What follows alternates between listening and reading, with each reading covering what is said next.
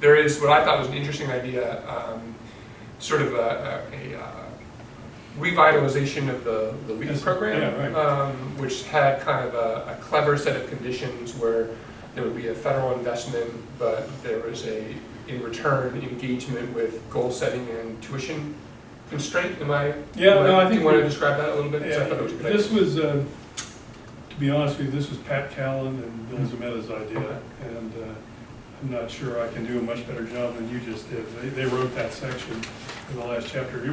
They have been, there's this debate about the role of federal aid and tuition that is murky, as best I can see. I mean, I remember the group of us had occasion to talk with John Carey during the November, what was that, super committee?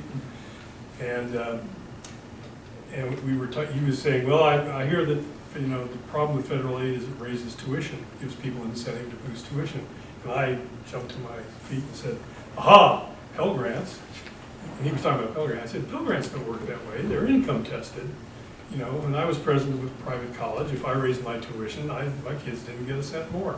And he said, aha, but if you keep raising your tuition, we get under enormous pressure to raise Pell Grants.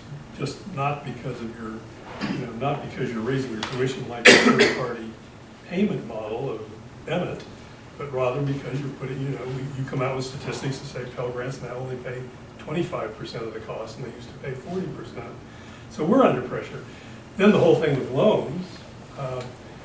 And so my co-authors, I think, had sort of bought into the notion that federal aid has been an accelerator on the tuition levels of institutions, and they were wrestling hard with a way to try to come up with some scheme, which Washington has tried and failed at endlessly. I mean, this town has been talking about cost containment of one sort or another for 20 years, and as long as you're in a student aid game, anything you do hurts students. I mean, it's hard to take money away from institutions without hurting the students, and people, so you wind up with job owning and very little else.